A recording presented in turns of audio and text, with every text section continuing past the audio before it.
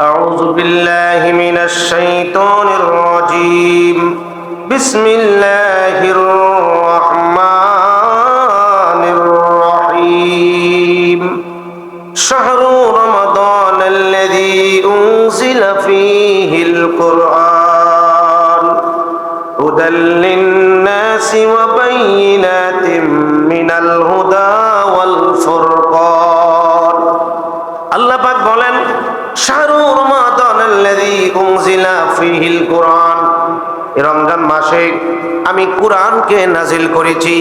কুরআন কোন মাসে নাজিল হয়েছে? এই জন্য রমজান মাস অত্যন্ত দামি। জোরে কর না সুবহানাল্লাহ। নবীজির মুজিজার মধ্যে শ্রেষ্ঠ মুজিজা হচ্ছে কোরআন, আর এই কোরআন নাজিল হয়েছে রমজানুল মুবারকে। এই জন্য আল্লাহ পাক রব্বুল আলামিন বলেন, যেহেতু রমজানুল মুবারকে আমি কোরআন নাজিল করেছি, এই জন্য রমজানুল মুবারকে আমি শ্রেষ্ঠ মর্যাদা দিয়েছি। জোরে কর না সুবহানাল্লাহ। নবীজি বলেন যে নবীর উম্মতের আমল আল্লাহ পাক রব্বুল আলামিন আপনার বৃদ্ধি করে দেন, বাড়ায়া দেন। কেমন বাড়ায়া দেন? বলেন নবী সাল্লাল্লাহু আলাইহি ওয়াসাল্লাম, কুল্লু আমালি ইবনে আদম ইউদাইফুল হাসানাতু বিআশরি আমসালিহা ইলা 700। উম্মতের আমল 10 গুণ থেকে 70 গুণ, 70 গুণ থেকে 100 গুণ, 200 গুণ, 300 গুণ, 700 গুণ পর্যন্ত বৃদ্ধি করা হয়। এটা হলো অন্য মাসে। কি মাসে? অন্য মাসে। আর অন্য মাসেই বৃদ্ধিটা করা হয়, 700 গুণ পর্যন্ত করা হয়। 1 থেকে নিয়ে 700 গুণ পর্যন্ত বৃদ্ধি করা হয় বান্দার আমলকে। এটা রোজার মাস ছাড়া। আল্লাহ তাআলা ইল্লা সাওম, আল্লাহ কয় এটা রোজা ব্যতীত। এটা কি? রোজা ব্যতীত। আর সাওমের ব্যাপারটা হলো আলাদা। এই যে 700 গুণ পর্যন্ত বাড়ায় দেওয়া হয়, এটা হলো অন্য মাসে। আর রোজাটা হলো আলাদা। ফাইন্নাহু লি ওয়া আনা আজিজি বিহি। হাদিসে কুদসি কত সময় বলছিলাম, আল্লাহ কই রোজার প্রতিদান আমি আল্লাহ নিজে দিব, না কোনো সংখ্যা নাই। তোর বলা সুবহানাল্লাহ। কত দিব আমি আল্লাহই ভালো জানি। অন্য মাসে 1 থেকে 700 গুণ পর্যন্ত দ্বিগুণ বৃদ্ধি করা হয়, কিন্তু মাহে রমজানুল মুবারক হলো ভিন্ন, আলাদা। এটার যা আমি আল্লাহ নিজে, ওয়ানা আজিজি বিহি, অন্য জায়গায় আছে উজিজা বিহি, আমি আল্লাহ নিজে দিব। অন্যত্র বলেন আমি আল্লাহ নিজেই হইয়া যাব। সুবহানাল্লাহ। এই মাস এত দামি। এই মাসে নাজিল হয়েছে পবিত্র কোরআন, যে কোরআন হচ্ছে হুদাল্লিন নাস, মানুষের জন্য কোরআন হচ্ছে হেদায়েত। মানুষের জন্য কোরআন কি? হেদায়েত। আমরা কোরআনের মধ্যে সব পেলাম। ওয়াবাইনাতিম মিনাল হুদা ওয়াল ফুরকান, সত্য মিথ্যার পৃথক কারিগরের জন্য অবতীর্ণ হইল কোরআন।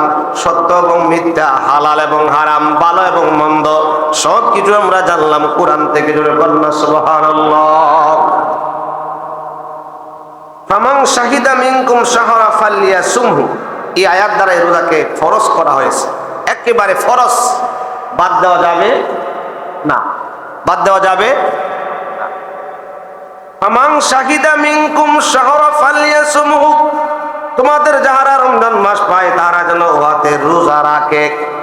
আল্লাহ পাক যখন কোন কাজের আদেশ করে, এটা হয় ফরজ। এটা কি? ফরজ।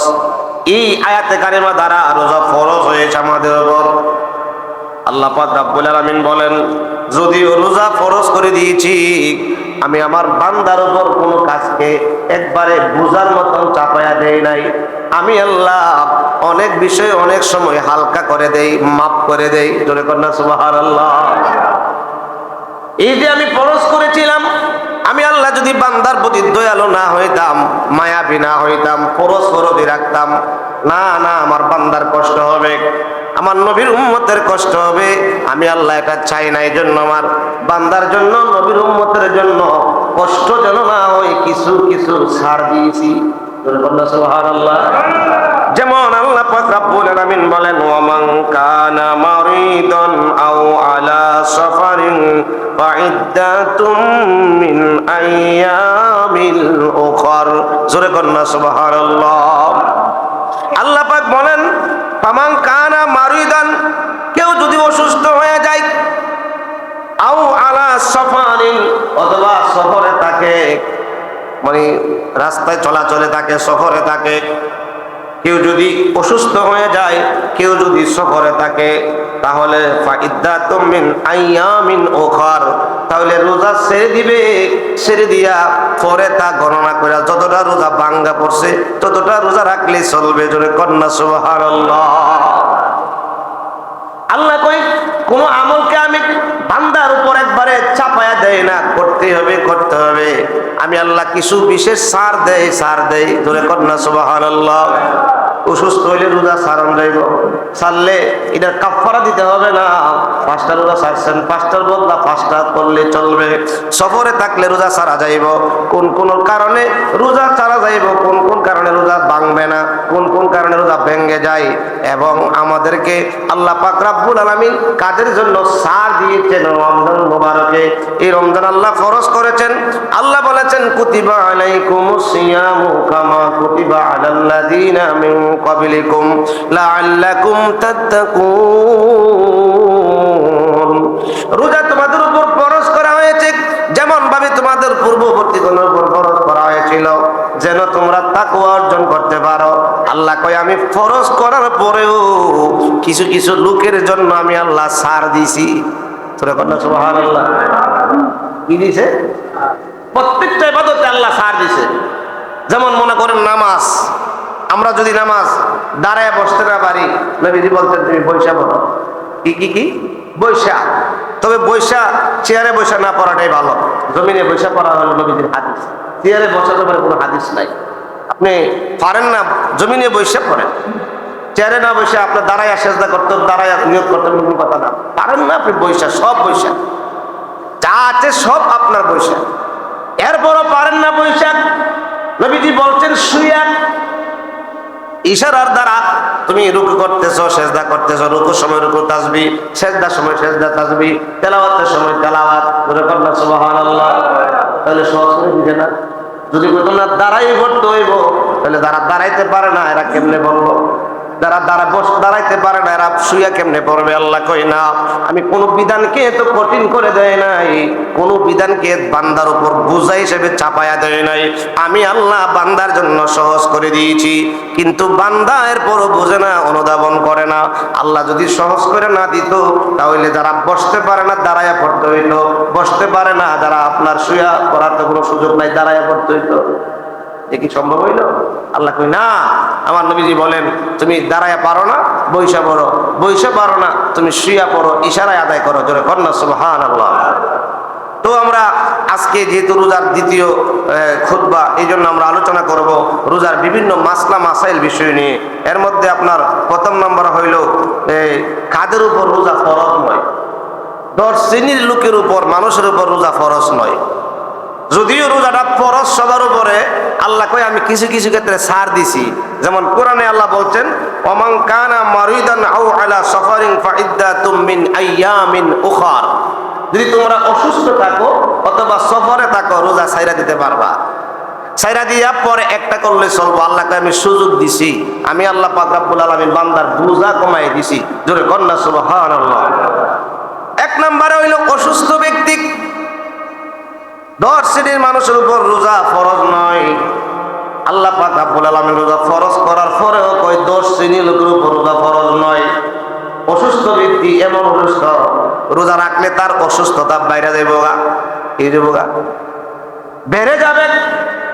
রোজা রাখলে তার অসুস্থতা বেড়ে যাবে। ডাক্তার বলছে রোজা রাখলে আপনার অসুস্থতা বেড়ে যাবে। অথবা নিজে অনুধাবন করতে পারতেছেন রোজা রাখলে আপনার অসুস্থতা বাইরে যাইব গা, এই যাবো গা, বেড়ে যাবে। মরণের আশঙ্কা আছে, অথবা তার বড় ধরনের সমস্যা হওয়ার আশঙ্কা আছে। এই ব্যক্তি রোজা ছাড়তে পারবে। যতটা রোজা ছাড়বে ওই ততটা রোজার জন্য শুধু আপনার একটা রোজার বদলায় একটা কাজা করলে চলবো। একটা রোজা বদলা কি? একটা কাজা। আর এমন অসুস্থ যারা গত জমায় বলছিলাম আর সুস্থতা হওয়ার আশঙ্কা নাই। দেখবেন কোন মানুষ আছে খানা পিনাও খায় না, মুখ থেকে খাবারের স্বাদ উঠে গেছে, দাঁড়াইতে পারে না, বসতে পারে না, শোয়ার মধ্যে সারাদিন অচেতন অবস্থায় কিছুই বলতে পারে না। ওই ব্যক্তি যদি রোজা ছেড়ে দেয় তার জন্য ফিদিয়া। তার জন্য কি? ফিদিয়া। ফিদিয়ার সুন্নাত তরিকা হইল একজন মিসকিনকে 2 বেলা খাবার, 2 মিল খাবার। এটারে অনেক মুস্তাহিদগণ হিসাব করে বের করেছেন।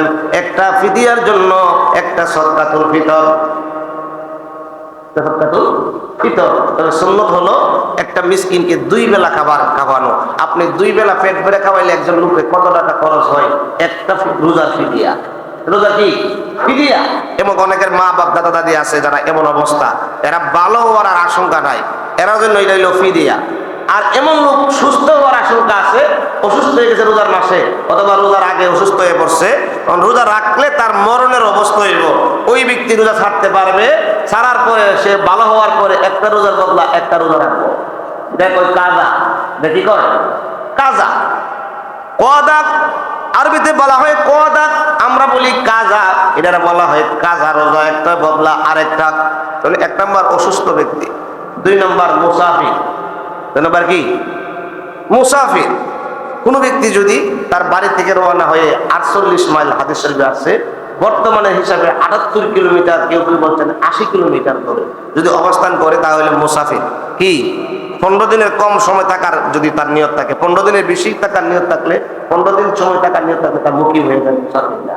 কি মুসাফির না।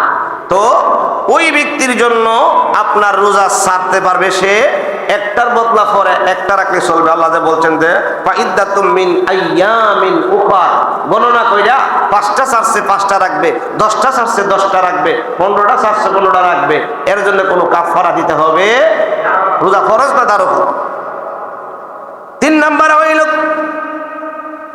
গর্ভবতী মা, তার গ্রামের মধ্যে সন্তান, তার গর্ভের মধ্যে সন্তান, আমেলা মহিলা, যারা রোজা রাখলে তার বাচ্চার সমস্যা হতে পারে, বাচ্চার ওজন কমে যাইতে পারে, বাচ্চার পানি শূন্যতা হইতে পারে। ডাক্তারে বলছে যে তুমি রোজা রাখলে তোমার সমস্যা, গর্ভবতী মা অথবা তার চলাফেরার সমস্যা হয়, সে রোজা ভাঙতে পারবে, রোজা তার জন্য ফরজ নয়। তার জন্য কিনা ফরজ না। তবে রোজার ক্ষেত্রে বিধান হলো যতটা রোজা তার ভাঙ্গা পড়বে ততটা রোজা পরে কাজা করবে। কি করবে? কাজা করে নেবে। 4 নম্বরে হইল দুগ্ধ দানকারিনী মা, যে মা সন্তানকে দুধ পান করায়। জোরে কন্যা সুবহানাল্লাহ।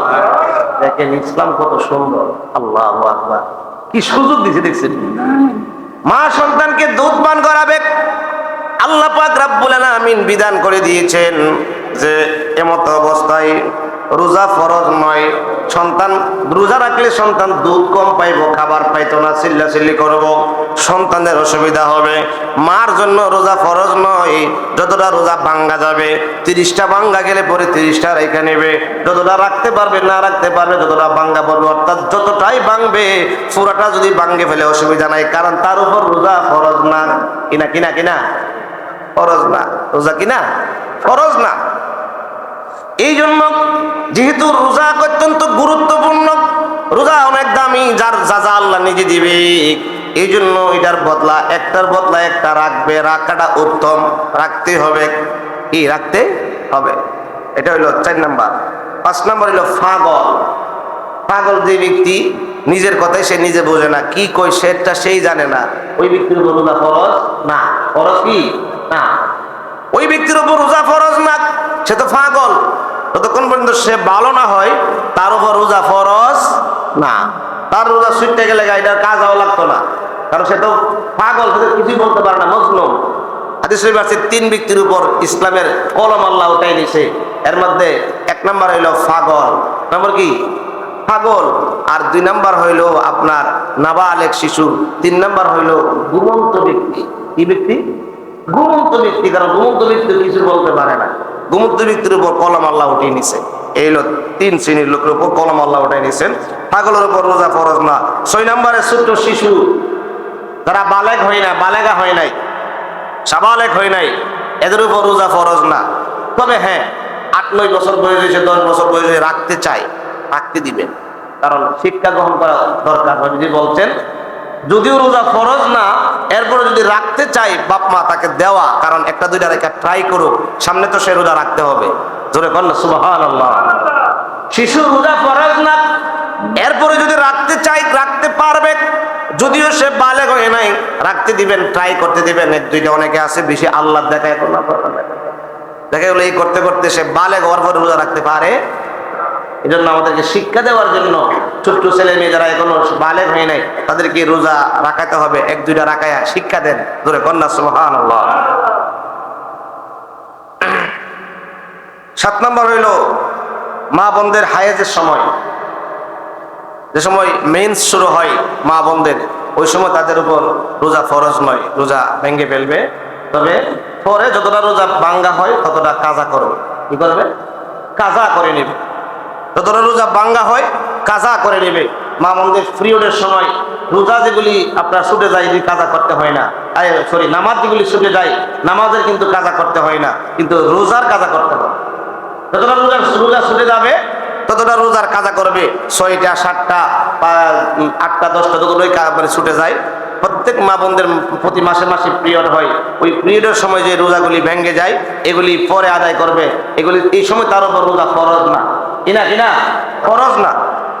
এরপর হইল মা বোনদের নিফাসের সময়, যে সময় বাচ্চা প্রসব করে, বাচ্চা প্রসব করার পরে যে ব্লিডিং হয় 35 দিন 37 দিন 40 দিন, ওই সময় রোজা ছেড়ে দিবে।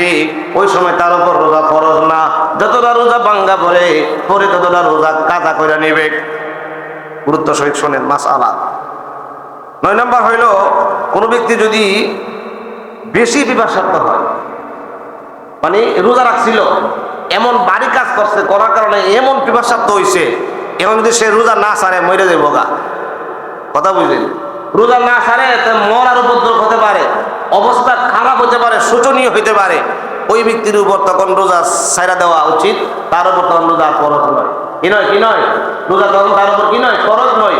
মরবার আশঙ্কা যদি হয়ে যায়, রোজা রাখছিল কিন্তু এমন ভারী কাজ করছে অথবা ওয়েদারের কারণে যে কোনো কারণে তার বিরাট ধরনের সমস্যা হইতেছে, মরণের অপেক্ষা উপদ্রব হবে, এমন সময় সে রোজা ছেড়ে দিবে, তার উপর রোজা ফরজ নয়। এমন যদি 1টা ভাঙ্গা যায় 2টা ভাঙ্গা যায়, পরে এটার কাজা করলে চলবে, এটার কাফারা লাগবে না। কি কাফারা লাগবে না। 10 নম্বর হইল আপনার যিনি আল্লাহ রাস্তায় জিহাদ করেন, আল্লাহ রাস্তায় জিহাদ করতে গেলে জিহাদে তো অনেক শক্তির প্রয়োজন, জিহাদরত অবস্থায় ব্যক্তির উপর রোজা ফরজ না। তাহলে আমরা জানলাম 10 প্রকার মানুষের উপর রোজা ফরজ না, কিনা রোজা ফরজ না। কারণ আল্লাহ পাক রব্বুল আলামিন আমাদেরকে যদিও রোজা ফরজ করেছেন, আল্লাহ পাকই আমাদেরকে আবার ছাড় দিয়েছেন। অসুস্থ হলে, সফরে থাকলে আর কিছু এই স্বাবলম্বী কিছু বিষয় নবীজি উল্লেখ করেছেন, যেগুলির মাধ্যমে মানুষ রোজা তার উপর ফরজ নয়। আল্লাহ পাক রব্বুল আলামিন আমাদেরকে বুঝার তৌফিক দান করুক, সবাই বলুন আমিন। এখন আমরা আলোচনা করব কোন কোন কারণে রোজা ভেঙে যায়। 7 কারণে রোজা ভেঙে যায়। এর মধ্যে 1 নম্বর কারণ হলো ইচ্ছাকৃতভাবে আপনার খেলে রোজা ভেঙে যাব। ইচ্ছাকৃতভাবে যদি খান, আপনি জানেন আপনি রোজা আছেন, এবারে খাইতেছেন, রোজা কি থাকবো? যাই কান, কম কান আর বেশি কান, রোজা ভেঙে যাবে। 2 নম্বর হইল ইচ্ছাকৃতভাবে পানাহার করলে, কোনো পানীয় ড্রিঙ্কস পান করলে রোজা ভেঙে যাবে। মানে 7টা কারণে রোজা ভেঙে যায়, 2য় নম্বর কারণ। 3 নম্বর হলো ফিজিক্যাল রিলেশন, ইন্টারকোর্স করলে দিনের বেলায় বিবাহিত পুরুষ মহিলা, রোজা ভেঙে যাবে। রোজা কি ভেঙে যাবে? ইন্টারকোর্সের মাধ্যমে যদি সিমেন্স বের হয়, আউট হয়, তাহলে কি হয়ে যাবে? রোজা ভেঙে যাবে। তারপরে হইলো আপনার 4 নম্বরে বমি, ইচ্ছা করে বমি করলে, আপনার এমনি হয় নাই, নিজে ইচ্ছা করে বমি করছেন, তাহলে রোজা কি ভেঙে যাবে। তারপরে হইলো সিগারেট খেলে, অনেকে মনে করে, আমার এক লোকে প্রশ্ন করছে, হুজুর সিগারেট খেলে কি রোজা ভাঙবো? সিগারেট তো এটা খাবার না, বাড়ি কোনো জিনিসটা, এটা তো ধোঁয়া, এটা তো আপনার পানিও না, বাড়ি কোনো খাবারও না, এটা তো রোজা ভাঙতে হবে, এটা তো সম্ভব না, এটা রোজা ঠিক থাকবো না। সিগারেটের মধ্যে একটা অ্যালকোহল যেটা লাঞ্চের মধ্যে অ্যাটাক করে, সিগারেটের গায়ে লেখা থাকে ধূমপান করা মৃত্যুর কারণ, এরপরও খায়। এটা কি খাওয়ান ভালো না খারাপ? এটা খারাপ। রোজার মাস ছাড়াও আমি মনে করবো এটা ছেড়ে দেন, যারা খান, যারা অভ্যাস আছে এটা ছেড়ে দেন, এটা ভালো না, এটা খারাপ। এটার গায়ে লেখা, এমন কোনো মানুষ নাই, যদি আপনার প্যাকেট দুধ কিনছেন এটার গায়ে লেখা থাকে দুধ পান করলে মৃত্যুর কারণ হবে, কেউ কি দুধ খাবে? তার পিঠাইয়া খাওয়াতে পারবেন না। মধু কিনছেন, লেখা আছে মধু পান করলে মৃত্যুর কারণ হতে পারে, কেউ কি এই মধু পান করবে? খাবে? যদিও অনেক দামি মধু, কেন খাবে না? এর গায়ে লেখা পান করলে মৃত্যু হতে পারে। কিন্তু সিগারেট এমন একটা জিনিস, আমাদের বাঙালি মানুষ এটার গায়ে লেখা ধূমপান মৃত্যুর কারণ ঘটায়, ধূমপান আপনার ঝক্কা করে, ক্যান্সার করে, ছবি দেওয়া আছে এটার গায়ের মধ্যে বিকৃষ্ট আকারে, দেখলেই বই লাগে, লেখা এটা মৃত্যুর কারণ, এরপর এটা খায়। খায়ও আবার খায় এমন জায়গা দিয়ে খায় বাথরুমের ভিতরে। এটা খাইবার জায়গা, মজার জায়গা হইলো বাথরুমের ভিতরে। বাথরুমের ভিতরে খাইলে নাকি এটা খুব স্বাদ লাগে, জোরে কর নাউজুবিল্লাহ। আচ্ছা, বাথরুম কি কোনো কিছু খাওয়া যায়? একটা খাওয়া যায়, সিগারেট। সিগারেট কি বাথরুমে খাওয়া যায়? সিগারেট খুর যারা দেখবেন এরা বাথরুমে সিগারেট খায়। আমি পরীক্ষিতভাবে বাথরুমে যাবো, সে আমার আগে বাথরুম থেকে আসছে, সিগারেট কে পাইলাম আগুন ধরানো, জিজ্ঞেস করলাম পরে সিগারেটটা বাথরুমে কেন? ও এটা বাথরুমের মধ্যে এটা আরাম বেশি।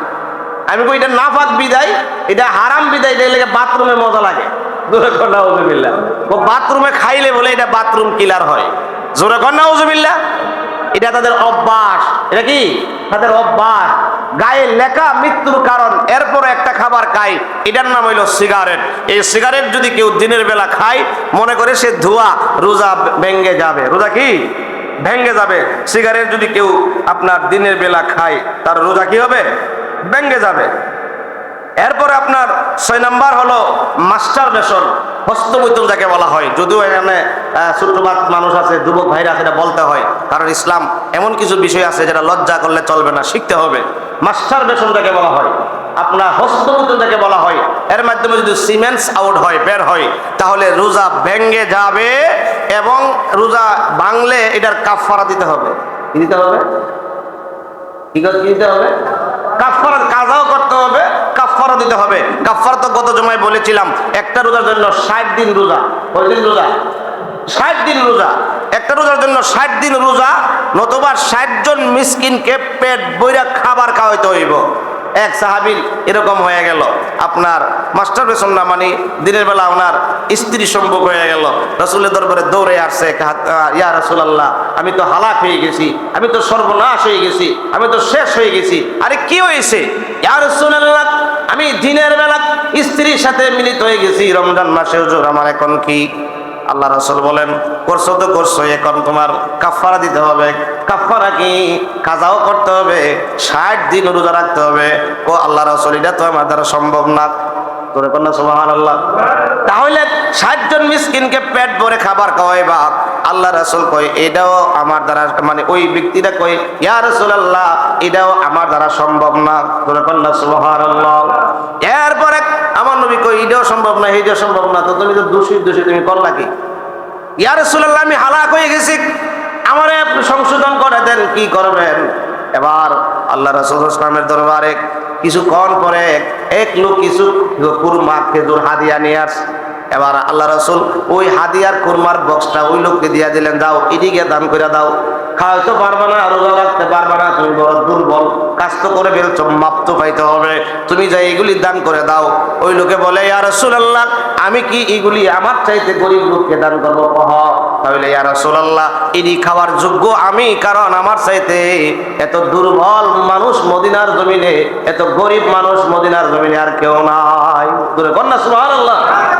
আল্লাহ রাসূল কত দূর তাকে ছাড় দিয়েছেন। আসলে এখানে অনেকটা বিষয়, শিক্ষণীয় বিষয় হলো যে আপনার যে দুর্বল গরিব যদি হয়ে যায়, তার জন্য কত দূর ছাড় দিয়েছেন, এটা আল্লাহ রাসূল বুঝাইছেন। জোরে কন্যা সুবহানাল্লাহ। এবার বলেন, তাহলে তোমার চাইতে মদিনাতে এর চেয়ে গরিব মানুষ কি আর নাই? ইয়া রাসূলুল্লাহ, এর চেয়ে গরিব মানুষ আমার চাইতে আর কেউ নাই। আমার মতন গরিব, আমার মতন এমন ক্ষুদ্র মিসকিন আর কেউ নাই। আমি মনে হয় এটা খাওয়ার যোগ্য, আমার পরে আমার চেয়ে দুর্বল যেহেতু নাই। আল্লাহ রাসূল এমন একটা হাসি দিলেন, নবীজির দাঁত মুবারক বের হয়ে গেলেন, যাও যাও, এটা তুমি গিয়ে ভক্ষণ করো, তোমার জন্য এটা কাফারা হয়ে যাবে। জোরে কন্যা সুবহানাল্লাহ।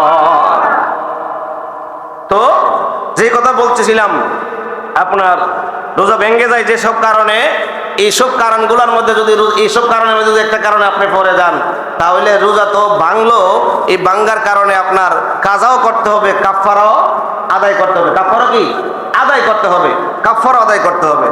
তো 7 নাম্বার হইল, নাকে কোনো ড্রপ দিলে, অনেকে প্রশ্ন করে অনেক সময়, নাকে ড্রপ, কারণ নাকের কোনো জিনিস ব্যবহার করলে, ড্রপ দিলে এটা স্টোমাকের মধ্যে পৌঁছে যায় ডাইরেক্ট। স্টমাকের মধ্যে তারা যদি আপনার এই রোজা ভেঙে যাবে, রোজা কি ভেঙে যাবে। এই জন্য আমরা যে আমাদের হানাফি মাযহাবের মতে রোজার মাসে আমরা যখন উজু করব, নাকের নরম জায়গা পর্যন্ত পানি পৌঁছানো যাবে না, কারণ নাকের মধ্যে পানি দিলে পানি স্টমাকে চলে যাইতে পারে, নাকের মধ্যে ড্রপ দিলে এটা স্টমাকের মধ্যে পৌঁছে যায়। এই জন্য মাহে রমজানুল মুবারকে আমরা নাকের মধ্যে ড্রপ দেওয়া থেকে বিরত থাকবো। যদি দিতে হয় তাহলে আমরা এই সুবে সাদেকের আগে এবং ইফতারের পরে দিব। এই যে সময় রোজা সুবে সাদেক থেকে নিয়ে আপনার সূর্যাস্ত পর্যন্ত এই সময়গুলোর মধ্যে আমরা নাকের মধ্যে ড্রপ দিব না। এই 7টা কারণে রোজা ভেঙে যায়। রোজা কি ভেঙে যায়। এই ভেঙে গেলে রোজার জন্য কি করতে হবে? আপনার কাজাও করতে হবে, কাফারাও আদায় করতে হবে। আরেক হাদিসে নবীজি বলছেন যে কিয়ামত পর্যন্ত রোজা রাখলেও রোজার কাফারা আদায় হবে না। এজন্য আমরা সতর্ক থাকি, সাবধান থাকি, আমাদের দ্বারা যেন এই কাজগুলি না হয়, আমাদের দ্বারা কি এই কাজগুলি যেন না হয়, ফলে রোজা ভেঙে যাবে, কাফারা আদায় করতে হবে। এখন আমরা জানবো কোন কোন কারণে রোজা ভাঙে না। অনেক সময় আমরা অনেক প্রশ্নের সম্মুখীন হই যে ভাঙলো কি ভাঙলো না।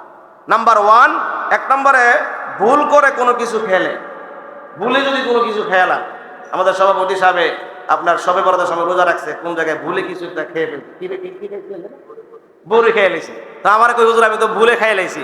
আমি বললাম ভুলে পেট ভরে খাইলেও রোজা ভাঙতো না, আর ভুলে কেউ পেট ভরে খায়ও না। কিছু একটা প্রথম অবস্থা পানি অথবা হালকা কিছু জিনিস মুখে দিয়ে আল্লাহ এরপরে মনে হয়ে যায়। যখনই মনে হবে আল্লাহ বলতেন তখন তুমি রোজা পুরা করো। খাইলেছেন, মনে করেন অর্ধেক ভাত খাইলেছেন, এক প্লেট ভাত খাইলেছেন, ওর মনে হয়ে গেছে আপনার রোজা, তখন আল্লাহ বলছেন রোজা পুরা করো, রোজা ছাড়া যাবে না। রোজা তুমি ইচ্ছা করে খাও নাই, এটা অনিচ্ছাকৃত ভুলে কি ভুলে হয়ে গেছে। আল্লাহ পাক কতটুকু ছাড় দিয়েছেন আমাদেরকে। দেখেন প্রথম অনেকে পানি খেয়ে ফেলছে। আমার 2-1 জন বিভিন্ন জায়গা থেকে ফোন দিছে, হুজুর পানি তো খাইয়া লাইছি ভুলে। আমি কি ভুলে খাইছেন, অসুবিধা নাই, ভুলে যদি পেট ভরেও পানি পান করেন, এরপরে মনে হয়েছে যে আপনি রোজা, পর থেকে রোজা আপনি পুরা করেন, এরপর আপনি খায়েন না, আপনার রোজা হবে। জোরে কন্যা সুবহানাল্লাহ। রোজা ভাঙবে না। ভুলে কোনো কিছু খেলে কি রোজা ভাঙবে? আচ্ছা, এরপর আসুন 2 নম্বরে, স্ত্রীকে জড়িয়ে ধরা অথবা চুম্বন করা, যার মাধ্যমে সিমেন্স আউট না হয়, এটা করলে রোজা ভাঙবে না। তবে হানাফি মাযহাবের মতে সাজেস্ট হলো আপনার এটা না করাই ভালো, কারণ এটার মাধ্যমে আপনি আরো গভীরে যেতে পারেন। এজন্য না করাটাই ভালো। কেউ যদি হয়ে যায় এরকম স্ত্রীকে জড়িয়ে ধরছে অথবা চুমু খেয়েছে, মানে মোহাব্বত কইরা, মানে খায়ালাইছে, এখন যদি মানে তার রোজা ভাঙবে না। রোজা কি ভাঙবে না, রোজার কোনো সমস্যা হবে না। তবে না করাটাই ভালো। যদি হয়ে যায়, যদি কি হয়ে যায়, তাহলে তার রোজা ভাঙবে না। 3 নাম্বার হইল আপনার স্বপ্ন দোষ হলে রোজা ভাঙবো? স্বপ্ন দোষ হলে রোজা ভাঙবে না, কারণ এটা তো আপনার নিজের ইচ্ছা না, এটা আল্লাহ পাকের ইচ্ছায়। কার ইচ্ছায়? আল্লাহ পাকের ইচ্ছায়। আপনার স্বপ্ন দোষ হয়ে গেছে, আপনার এটা আপনি রোজা ভাঙবে না। আপনার বুঝতে পারছেন স্বপ্ন দোষ হয়েছে, উঠে আপনি তাড়াতাড়ি ফরজ গোসল করে ফেলবেন, রোজা হবে। অনেকে কয় হুজুর স্বপ্ন দোষ হলে তোমার ভেঙে গেছে। না, স্বপ্ন দোষ হলে কি রোজা ভাঙবে না? অনেক যুবক বাইরে আছেন, শিক্ষার জন্য বলছি, স্বপ্ন দোষ হলে কি রোজা ভাঙবে না? ভাঙবে না। 4 নাম্বার হলো আপনার ব্লাড টেস্ট। ডাক্তার কাছে গেছেন, আপনার অনেক ব্লাড টেস্ট দিছে, ব্লাড টেস্ট 100 হোক 1000 হোক, কারণ ব্লাড টেস্টের জন্য যে ব্লাড নেওয়া হয়, এটার জন্য আপনি দুর্বল হবেন না, এটার জন্য আপনার সমস্যা হবে না, এই জন্য আপনার রোজা ভাঙবে না। 4 নাম্বার হলো অনিচ্ছাকৃতভাবে বমি হলে, আপনার ইচ্ছা করে না, ইচ্ছা করে বমি করলে রোজা ভেঙে যাবে, কাজাও করতে হবে, কাফারা দিতে হবে। অনিচ্ছাকৃত কিছু বমি হয়, হঠাৎ করে আপনার বমি হয়ে গেছে, আপনি ইচ্ছা না, অনিচ্ছাকৃত বমি যদি হয় তাহলে আপনার রোজা ভাঙবে না। তারপর হইল 6 নাম্বারে নাক দিয়ে রক্ত বের হলে, অনেকের আমরা এটাকে নাকরা বলি, হঠাৎ করে ভেঙে যায়, ঝরঝরায় রক্ত পড়ে, যত পরিমাণই হোক তার রোজা ভাঙবে না। রোজা কি ভাঙবে না, নাক দেওয়া ওই যে অনিচ্ছাকৃত যে রক্তটা পড়ে। তারপরে হইলো আপনার মনে করেন অনেকের দাঁত ফালাইবার দরকার হয়েছে, রমজান মাসে দাঁত ফালাইতে হইব, দাঁত ফালাইলে তো ব্লিডিং হয়, দাঁত ফালানোর মাধ্যমে যে ব্লিডিংটা হয়, মনে করেন দাঁতটা এখন ফালাইতে হইব, এছাড়াও উপায় নাই, আছে না, ফালানোই লাগবো, এছাড়াও উপায় নাই, এমন যন্ত্রণা এমন ব্যথা, এটা ফালানো ছাড়া উপায় নাই, রমজানের পরে অপেক্ষা করা সম্ভব না। তো দাঁত ফালাইলে যে ব্লিডিংটা হবে, এটার দ্বারা রোজা ভাঙবে না। তারপরে হইলো 8 নাম্বার হইলো ইনজেকশন পুশ। ইনজেকশন পুশের ব্যাপারে আপনার মাসআলা আছে। যেসব ইঞ্জেকশনের মধ্যে আপনার ভিটামিন আছে, যেসব ইঞ্জেকশনের মাধ্যমে আপনার স্টমাকের মধ্যে আপনার শক্তি যোগায়, হ্যাঁ, খাদ্য যোগায়, এমনও ইঞ্জেকশন নাকি বের হয়েছে যেগুলি দিলে 4 দিন 5 দিন মধ্যে মানুষের খিদা লাগে না। এই ইঞ্জেকশন দিলে রোজা থাকবো? এই ইঞ্জেকশন যদি কেউ ব্যবহার করে রোজা ভেঙে যাবে। তবে আপনার রোগের জন্য অ্যান্টিবায়োটিক অথবা ব্যথানাশক যে কোনো ইঞ্জেকশন রোগের জন্য যেটা, এটি ব্যবহার করতে পারবেন, পুষ্টিং করতে পারবেন। যদিও অ্যান্টিবায়োটিক ইঞ্জেকশনটা অনেক বড় দেখা যায়, এটা পুষ্টিং করলে রোজা ভাঙবে না, রোজা ভাঙবে না। এটা আপনার দরকার। আল্লাহ পাক তো এত কঠিন করে দিয়েছেন, আমরা সহজ করে দিছে। আপনার অ্যান্টিবায়োটিক ইঞ্জেকশন পুষ্টিং করতে হবে রোজার মাসে, করতে পারবেন, রোজা ভাঙবে না, হালকাও হবে না। এরপরে হলো আপনার টুথপেস্ট দিয়ে ব্রাশ করা। অনেকেই প্রশ্ন করে টুথপেস্ট দিয়ে ব্রাশ করা যাবে কিনা। হ্যাঁ, তো টুথপেস্ট দিয়ে ব্রাশ করা যাবে, তবে করলে রোজা মাকরুহ হয়ে যাবে। কারণ এটার মধ্যে ভারী একটা স্মেল থাকে, ঘ্রাণ থাকে, এটা ভিতরে যাওয়ার সম্ভাবনা আছে। এজন্য টুথপেস্ট দিয়া শুধু সাদিক থেকে নিয়ে আপনার সূর্যাস্ত পর্যন্ত, ইফতার আগ পর্যন্ত না করাটাই ভালো।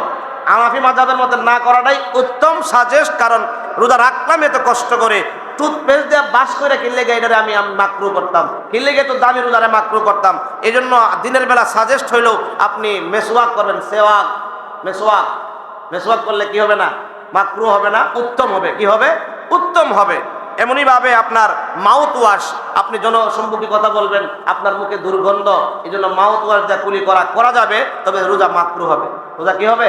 মাকরু হবে। না করাটাই ভালো, না করাটাই কি ভালো। আতর দিতে পারবেন, অসুবিধা নাই। আতর দিলে রোজা ভাঙবে না। আতর দিলে কি, আতর, পারফিউম, এগুলি দিলে রোজা ভাঙবে না। আপনার চোখের মধ্যে যে ডব দেওয়া হয়, চোখের ডব দরকার, জরুরি দরকার। আপনি কম দেখেন, চোখের মধ্যে ডব দিতে হবে, চোখে ডব দিতে পারবেন, চোখে কি ডব দিতে পারবেন। এটার মাধ্যমে আপনার রোজা ভাঙবে না। তবে না দেওয়াটাই ভালো, সতর্ক থাকা। যদি চেষ্টা করে দেখেন যে না দিলে চলবো, না দেওয়াটাই ভালো। এমনভাবে আপনার ডায়াবেটিস রোগী যারা আছেন, ইনসুলিন নিতে পারবেন। ইনসুলিন নিলে রোজা ভাঙবে না। আপনার ইনসুলিন না নিলে ডায়াবেটিস আপনার অনেক বেড়ে যাবে, আপনার সমস্যা হবে। এই জন্য আপনি ডায়াবেটিসের জন্য ইনসুলিন নিতে পারবেন, রোজা ভাঙবে না। যেহেতু ইনজেকশন নেওয়া যাবে জরুরি জিডি, সেহেতু ডায়াবেটিসের ইনসুলিনটা জরুরি, নিতে পারবেন, রোজা ভাঙবে না। 10 নম্বর হলো রান্না করার সময়। কি রান্না করার সময়? মনে করেন আপনি 200 মানুষ, 100 মানুষ, 20 জন 25 জন মানুষের রান্না করতেছেন, বিরিয়ানি পাকাইতেছেন, জিব্বার আগা দিয়া লবণটা টেস্ট করতে পারবেন। তবে শর্ত হইল জিব্বার আগা দিয়া করে এটা ভিতরে না নেওয়া, কুলি করে ফেলে দেওয়া। আপনার স্ত্রীরা রান্না করে, স্বামী খুব রাগী, যদি লবণ কম হয় বকা দিবে, মারধর করবে। স্ত্রী লবণ টেস্ট করবে জিব্বার আগা দিয়া, কি জিব্বার আগা দিয়া করে, এটা ভিতরে নিবে না, টেস্ট স্বাদটা ভিতরে নিবে না, কুলি করে ফেলে দিবে। তবে অল্প ফ্যামিলি 2-3 জন নিজেরা খাবে, টেস্ট না করাই ভালো। বেশি লোকের খাবার পাক করবে, দেখা গেল যে 50 জন, 100 জন, 200 জন লোক রোজাদার সারাদিন রোজা রাখার পরে খানা খাইবে, এটা যদি লবণ বেশি হয়ে তিতা হয়ে যেতে খাইতে পারবে না। এই জন্য আল্লাহ রাসূল সহজ করে দিয়েছেন, আল্লাহ পাক নবীর উম্মতের জন্য সহজ করে দিয়েছেন, জিব্বার আগা দিয়া টেস্ট দেওয়া যাবে, রোজা ভাঙবে না। আরো অনেকগুলা কারণ আছে। আল্লাহ পাক রব্বুল আলামিন আমাদেরকে সঠিকভাবে মাহে রমজানুল মুবারকের রোজা রাখবার তৌফিক দান করুক। সবাই বলুন আমিন। আরো জোরে বলুন আমিন। এই মাস সংযমের মাস, এই মাস আত্মত্যাগের মাস, এই মাস হলো আপনার ধৈর্য ধারণের মাস। ইন্নাল্লাহা মাআস সাবিরিন, যারা ধৈর্য ধারণ করে তাদের সাথে কে আছে? আল্লাহ পাক আছে। এই মাসটা হলো ধৈর্য ধারণ করার মাস। এই মাস আমাদেরকে ধৈর্য ধারণ করা শেখায়। যেমন আমরা খানা আছে করে খাই না, পানি আছে আমরা পান করি না, আল্লাহ পাক রব্বুল আলামিন বলেন এর মধ্যে তুমি ধৈর্য করো, ধৈর্য শিখো। এই যে ধৈর্যটা ধরলা, এর বিনিময়ে আমি আল্লাহ তোমাদেরকে অনেক দাদা দিব, যেটা আমি আল্লাহ নিজে দিব। জোরে কন্যা সুবহানাল্লাহ।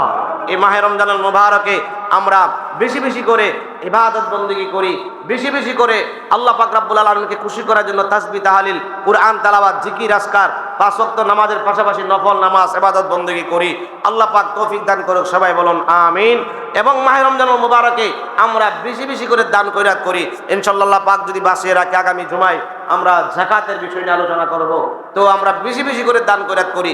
যাকাত তো আছে, যাকাত বাদেও আমরা এই মাসে বেশি বেশি করে নফল করি, কারণ এই মাসে নফল, অন্য মাসে ফরজ। অন্য মাসে কি ফরজ, নফল ইবাদত। যেমন আপনারা মসজিদের ইফতারির মধ্যে অনেকে শামিল হয়েছেন, আরও যারা বাকি আছেন হুজুরের সাথে যোগাযোগ করে দিয়ে দিবেন। আপনারা জানেন বর্তমান সময়ে জিনিসপাতির দাম অনেক বেশি, প্রায় প্রতিদিন 3-4 হাজার টাকার মতো লাগে ইফতারিতে। তো আরো আমি দাওয়াত করি, আপনারা যারা বাড়িতে থাকেন মসজিদে ইফতার করবেন। মসজিদে ইফতার করার পরে আপনার রিল্যাক্স ভাবে, সুন্দরভাবে, আরামের সহিত আপনার মাগরিবে নামাজটা পড়া যায়। তাছাড়া জামাতের সহিত আপনি নামাজটা পড়লেন আর সবাই মিলে একসাথে দোয়া মিলাদের মাধ্যমে ইফতারটা করলেন। আল্লাহ পাক তো বলা যায় না কোন দিন কোন সময় দোয়াটা আল্লাহ দরবারে কবুল হয়ে যায়, ঠিক না বলেন? কারণ ইফতারের পূর্ব মুহূর্তে দোয়া কবুল, কোন সময় কার মনোজাতটা আল্লাহর দরবারে কবুল হয় বলা যায় না। এজন্য চেষ্টা করবেন এবং বেশি বেশি করে দান করে করবেন। পাশাপাশি আছে আপনাদের গ্রামে এত বড় মাদ্রাসা, যেখানে 100-র উপরে ছাত্র, তারা ছোট্ট ছোট্ট ছাত্র, সবাই আপনার রোজাদার, কয়েকজন বাদে। এই যে ছোট ছোট বাচ্চারা সারাদিন কোরআন তেলাওয়াত, আবার সারাদিনের রোজা, এদেরকে ইফতারি করাইলে কি আল্লাহ পাক খুশি হবে না? অবশ্যই হবে। যারা পারেন আপনি মাদ্রাসায় গিয়ে একদিন ইফতার করান, ইফতারিতে একটু শরীক হন। অবশ্যই আল্লাহ পাক রব্বুল আলামিন যেই মাসে কোরআন নাজিল হয়েছে, এই মাসে কোরআনের পাখীদের খেদমত করলে আল্লাহ পাক খুশি হবে, আল্লাহ পাক রাজি হবে। আল্লাহ পাক রব্বুল আলামিন আমাদেরকে সেই তৌফিক দান করুক। সবাই বলুন আমিন। ওয়া আখিরু দাওয়ানা আলহামদুলিল্লাহি রাব্বিল আলামিন।